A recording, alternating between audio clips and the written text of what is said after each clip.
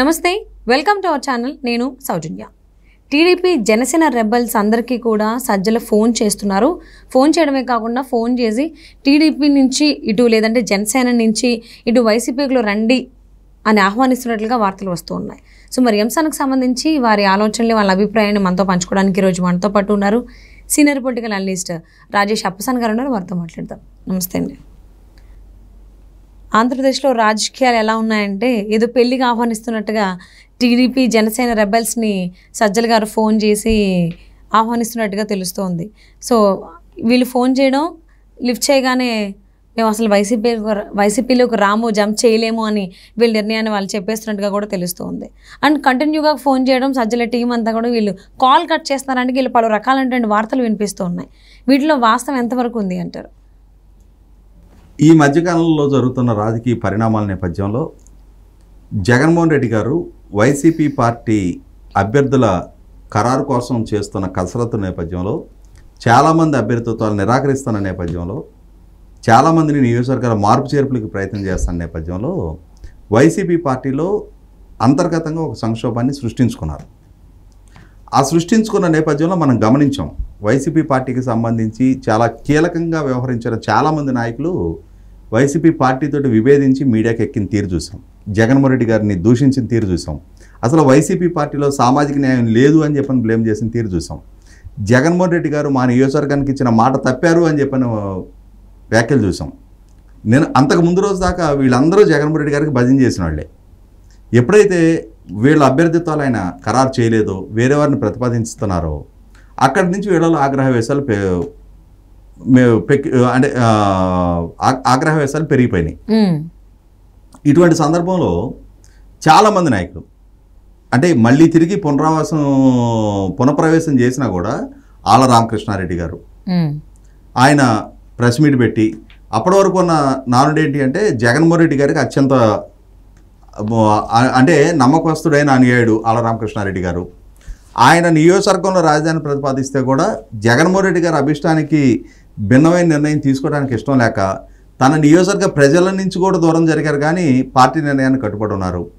నిత్యం కేసుల పేరిట ప్రత్యర్థి తెలుగుదేశం పార్టీని వేధింపులకు గురి చేశారు, కోర్టుల పాలు చేశారు.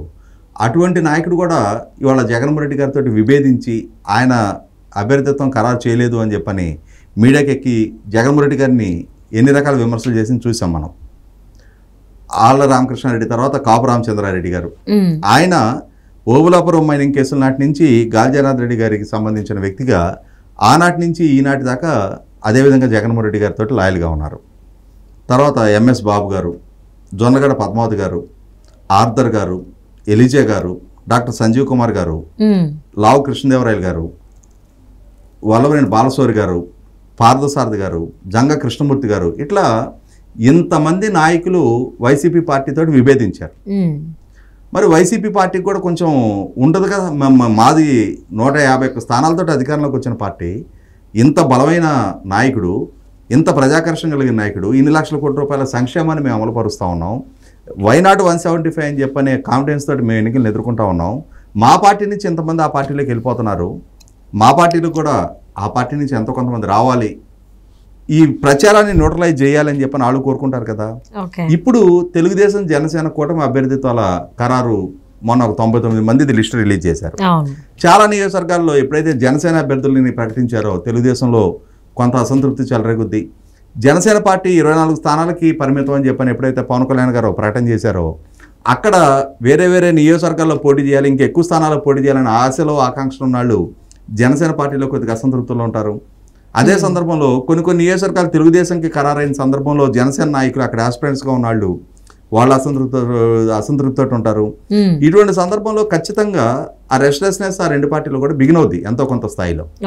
ఆ రణగణ ధ్వనులు ఎప్పుడైతే పక్కాళ్ళకి వినపడతాం మొదలైనా వాళ్ళకు కూడా ఆహ్లాదకరంగా ఉంటాయి. ఓహోహో మన పార్టీలోనే కదా ఆ పార్టీలో కూడా బిగిన్ అయినాయి, మరి మన పార్టీ వాళ్ళందరూ అటు వెళ్తున్నారు కదా, మరి అటు వాళ్ళని ఇటు రప్పించే ప్రయత్నం చూడండి, చూడు సజ్జల అని చెప్పని జగన్మోహన్ రెడ్డి గారు ఆదేశించినట్టున్నారు.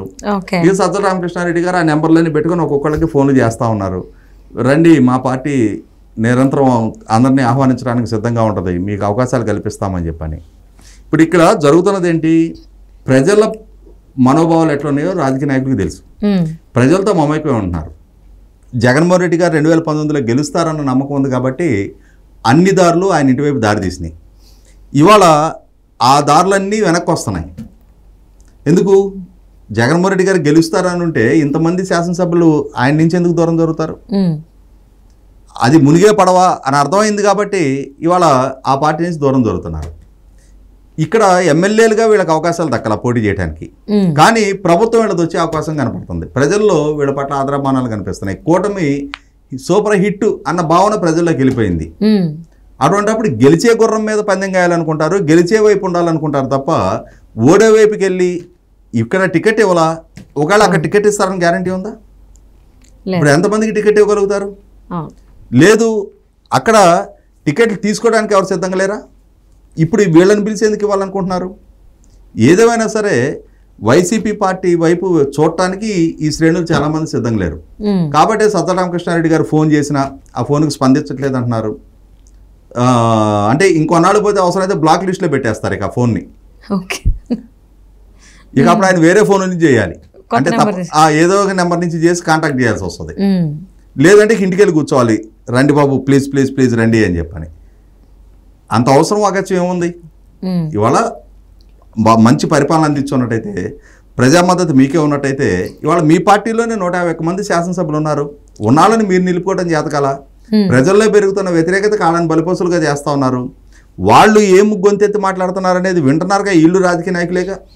ఈ పార్టీలో ఎటువంటి స్వేచ్ఛ ఉంది, ఆ పార్టీలో ఎటువంటి స్వేచ్ఛ ఉంది అనేది వాళ్ళకి తెలుసుగా కబుర్లు.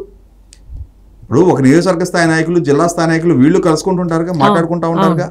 మీరు ఈ 5 ఏళ్లలో మీ నాయకుడిని ఎన్నిసార్లు కలిశారని చెప్పని వాళ్ళు అడుగుతారు, నువ్వెన్నిసార్లు గడిచావని అడుగుతారు. మాకు ద్వాదర్శనం కూడా దక్కలేదని చెప్పని వాళ్ళు చెప్తారు. మంత్రుల స్థాయిలో ఉన్న వాళ్ళకి ఇంటర్వ్యూలు దొరకలేదు. ఇవాళ అభ్యర్థిత్వాల ఖరారు క్యాన్సిలేషన్ అనేది కూడా ఎవరు డిసైడ్ చేస్తున్నారు?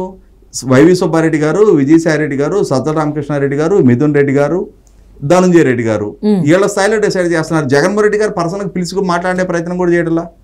ఇవాళ తెలుగుదేశం పార్టీలో ఎవరైనా అభ్యర్థిత్వాన్ని నిరాకరిస్తే, అక్కడ వేరే వాళ్ళని ప్రతిపాదిస్తే చంద్రబాబు నాయుడు గారు స్వయంగా వాళ్ళని పిలిచి మాట్లాడుతున్నారు. ఆ లిబర్టీ వాళ్ళ దగ్గర ఉంది, ఆ యాక్సెస్ వాళ్ళ దగ్గర ఉంది, ఆ ర్యాపో వాళ్ళకు ఉంది. దీన్ని కాదనుకొని ఇప్పుడు వాడతారు అని చెప్పని ఆ పార్టీ మళ్ళీ తిరిగి నెగ్గడానికి ఆస్కారం లేదని చెప్పని బలమైన సంకేతాలు అందుతున్నప్పుడు సజ్జల రామకృష్ణారెడ్డి కాదు, జగన్మోహన్ రెడ్డి గారు స్వయంగా ఫోన్ చేసినా కూడా వీళ్ళు ఆ ఫోన్స్ రిసీవ్ చేసుకోరు, వాళ్ళు వెళ్ళి కలవరు. కాకపోతే కొద్దిమంది ఉంటారు టూ మచ్ డెస్పరేషన్లో ఉన్నాళ్ళు, మేము ఎట్లయినా పోటీ చేయాలనుకునే వాళ్ళు. ఈ మధ్యకాలంలో వింటాం జలీల్ ఖాన్ వెళ్ళి కలిసినట్టుగా, గొల్లపల్లి సూర్యారావు గారు వెళ్ళి కలిసినట్టుగా, ముద్రపాని వెంకటేశ్వరరావు గారు, ఎట్లాంటి వాళ్ళు 2-3 ఉంటారు. వాళ్ళు వెళ్ళి కలిస్తే కలవచ్చు. కానీ రాజకీయ పరిజ్ఞానం ఉండి, ప్రజలతో నిత్యం మమేకమై ఉండి, తెలుగుదేశం పార్టీ విధానాలకి ఆకర్షితులయ్యి పార్టీలో ఉండాలని లాయల్టీ ప్రదర్శించే నాయకులు ఎవరు కూడా సజ్జల రామకృష్ణారెడ్డి గారు ఇంకొకరు వాళ్ళ ఆహ్వానాన్ని మన్నించి వాళ్ళ దగ్గరికి వెళ్ళడానికి సిద్ధంగా ఉండరు అనేది వాస్తవం. అవును. సో ఎన్నికలు దగ్గర పడుతున్న నేపథ్యంలో లిస్ట్ కూడా బయటకు వస్తుంది కాబట్టి టీడీపీ జనసేన కూటమికి సంబంధించి కాల్స్ అయితే వెళ్తున్నాయి అన్నారు. వీళ్ళైతే కర్రాఖండ్గానే చెప్తున్నారు. ఆన్సర్ అయితే తెలుస్తోంది, ఖచ్చితంగా మేము వైసీపీలోకి అయితే రాలేమో అని. మరి ఇంకా బ్యాలెన్స్ ఉన్నాయి, ఇంకా 57 స్థానాలకు సంబంధించి ఇంకా అభ్యర్థులు ఖరారు చేయాలి. అది ఎంతవరకు వెళ్తుంది, ఎవరెవరికి ఎన్ని స్థానాలు వస్తాయి, అండ్ వాళ్ళని అట్రాక్ట్ చేయడానికి సజ్జల గారు ఇంకెన్ని ప్రయత్నాలు చేస్తారనేది చూద్దామండి.